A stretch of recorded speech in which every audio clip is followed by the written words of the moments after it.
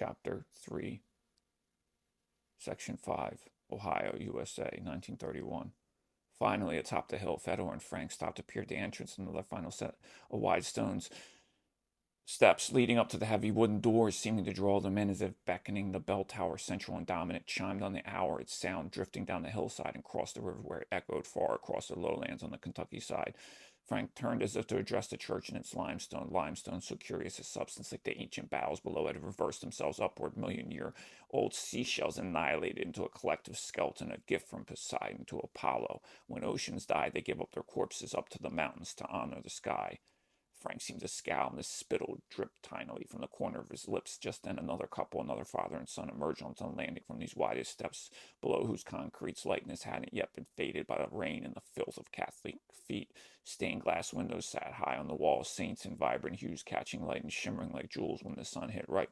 Frank turned to take it all in, eyes trailing around the church, seeing where the land sloped gently downward, the grass neatly trimmed but dotted with old oak and sycamore trees whose roots clung stubbornly to the earth. Once done his survey, he paused to view the Ohio River, so expansive, the wide, slow-moving water reflecting the sky. On this clear day, they saw both barges and tugboats pushing along the river, and the distant hum of the city below, mixed with the soft rustle of leaves and the occasional chirp of birds. Frank and Fedor stood almost stunned.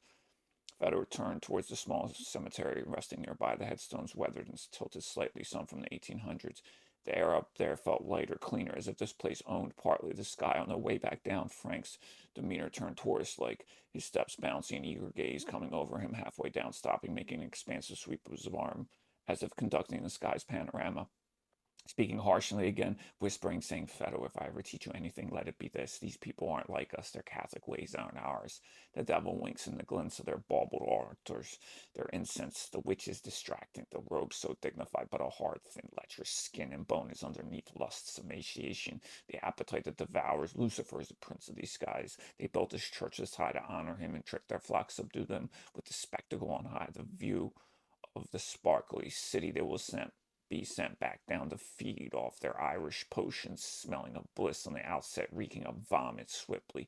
Immigrant whores, red-lipped, but spreading bleeding sores in their embrace. We are of the soil. Our blood is salty. Our plates are plain. Hands open. Grips are firm. God directs our days and calms our nights. We are not like these city-spooked, spellbound pagans, and their powers we have been instructed to combat. And then he breathed at last.